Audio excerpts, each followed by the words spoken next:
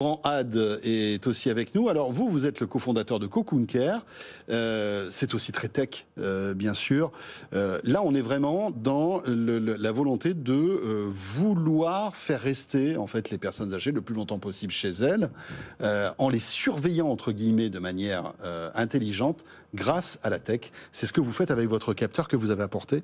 Ouais, Expliquez-nous ce que vous faites. Eh ben, je voulais apporter ce soir, donc c'est de manière intelligente et non intrusive, j'ai envie de dire, puisque ce capteur que vous avez là, qui est un petit disque qui fait 9 cm. Oui, c'est encore plus petit qu'un détecteur de fumée, finalement. Ça n'a rien à voir, c'est 2 fois plus petit, ça pèse 100 grammes, c'est 1 cm d'épaisseur.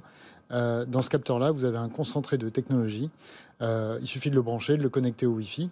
Et en fait, vous avez une vigilance bienveillante et autonome. C'est-à-dire qu'on n'a rien besoin de porter sur soi.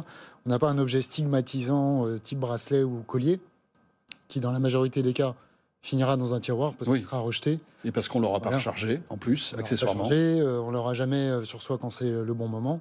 Donc là, en fait, nous, on n'équipe pas les personnes, on équipe les logements. Et l'enjeu, si vous voulez, c'est de permettre aux personnes de rester autonomes, autant que faire se peut, en toute sécurité dans un logement. Ça, c'est notre premier enjeu, c'est de rassurer les aidants, qu'ils soient des aidants professionnels ou des aidants familiaux.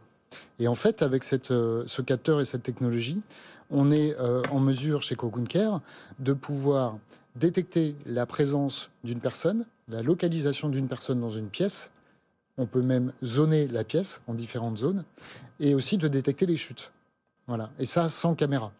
Alors c'est extrêmement important parce que il est quasiment impossible de faire accepter à une personne de poser une caméra dans une chambre à coucher ou dans une salle de bain pour des questions de respect de l'intimité. Mais évidemment. Etc. De stigmatisation aussi. Voilà. Mais alors, où est-ce qu'on installe ce type de capteur et quel capteur à l'intérieur de ce petit cylindre? Alors, on l'installe au mur ou au plafond, tout simplement.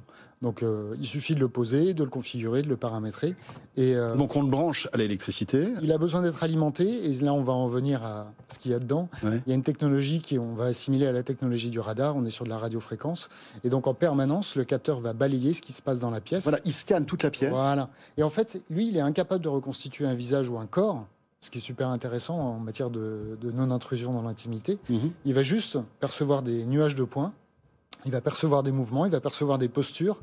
Et donc, quand on couple à la fois la forte capacité de localisation au centimètre près, l'analyse de la posture, j'ai chuté, j'ai pas chuté, et qu'on rajoute la dimension de la mesure du temps, le fameux chronos dont on parlait, on est capable de faire plein de cas d'usage. Est-ce que la personne a quitté son lit ou est-ce qu'elle n'a pas quitté son lit?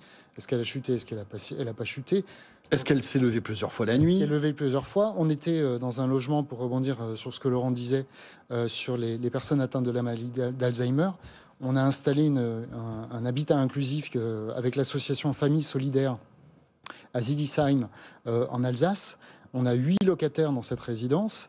Et moi, j'ai découvert que les personnes atteintes d'Alzheimer, en fait, se levaient la nuit de leur lit et erraient, faisaient des rondes dans la chambre sans but, par des orientations spatio-temporelles, et qu'il fallait absolument être au courant de ça pour pouvoir venir s'occuper des gens et les recoucher. Nous, on est tout à fait capable, avec cette technologie, de détecter ce genre de choses. C'est-à-dire que c'est efficace, ça peut être efficace à domicile, au domicile des personnes, bien évidemment, jusqu'à ce que, voilà, enfin, il faut qu'elle soit autonome, bien sûr, mais ça peut être efficace aussi dans des maisons où, voilà, la nuit, on pourrait détecter des personnes qui se lèvent ou des comportements qui sont anormaux, en quelque sorte. Le logement au sens large, c'est-à-dire, évidemment, les instituts médico-sociaux, les EHPAD, maisons de retraite, résidences seniors, mais aussi le domicile. Est-ce que j'ai quitté ou pas le domicile? Est-ce que c'est un problème? Si c'est pas un problème, c'est pas grave. Lui, il le sait, mais il poussera pas l'alerte si c'est pas un problème. Il suffit juste de configurer une alerte. Et en fait, vous recevrez une notification sur la plateforme. Alors là, quand je dis plateforme, c'est sur un desktop, sur une application. Et vous recevrez même un SMS. Enfin voilà, tous les dispositifs possibles et inimaginables. L'intelligence artificielle a un rôle clé là-dedans, parce que c'est les algos qui vont détecter des comportements, on va dire, qui sont... enfin, des anomalies, on va dire, de comportement. Et il faut savoir que la détection de chute, c'est un problème mathématique extrêmement complexe. Est-ce que je suis en train de chuter? Est-ce que je suis en train de faire un lacet? Est-ce que je suis en train de ramasser un objet? Oui, en train de m'asseoir. Voilà, ou en train de m'asseoir, de ranger mes courses, que sais-je encore. Donc là, il y a des algos. Ce qui est intéressant, c'est que nous, on travaille on edge. Tous les calculs se font dans le capteur. On ne fait pas appel à du serveur. Et pour rebondir sur ce que vous disiez sur la donnée, Laurent, Nous, on a fait le choix stratégique et économique, parce que c'est lourd de conséquences pour nous, d'héberger nos données chez un hébergeur de données de santé franco-français. On est chez Jaguar Network, donc à Marseille. C'est un point hyper important sur le marché français. Voilà, notre ami Kevin Polizzi qui doit être content, puisque c'était... C'est lui. C'est lui. Juste un mot, où est-ce qu'on peut trouver ce type de capteur, Laurent ? Eh ben, faut nous appeler, tout simplement. Faut venir nous voir sur le site et puis il faut discuter avec nous. D'accord. Mais est-ce qu'un particulier, par exemple, je ne sais pas moi, des enfants qui ont des parents qui sont installés dans une maison peuvent venir acheter ça, enfin le commander quelque part et l'installer? Alors sur notre, nous on a commencé à commercialiser il y a moins d'un an et on a commencé par le segment des professionnels, le B2B. Donc pour les particuliers, on est en train de discuter avec les téléassisteurs, qui sont en fait les professionnels de ce genre de service. Et donc l'objectif, c'est que ces téléassisteurs aient ce capteur pour eux l'installer au domicile des personnes. D'accord. Voilà. Et qui après recevront les alertes, et ils avertiront en fait exactement les enfants. Voilà. Parce que nous on n'est pas téléassisteurs, nous on fournit une technologie, on fournit de la data en fait. Mais on est obligé de passer par un téléassisteur à votre avis? C'est-à-dire que par exemple les enfants ou la famille pourraient recevoir ces notifications directement? On n'est pas obligé. Il existe aujourd'hui des solutions domotiques type caméra qu'on trouve un peu partout qui notifient sur une application. Après, il y a des professionnels de ce métier-là. Il y a des gens qui font des millions et des millions d'appels, qui font des interventions.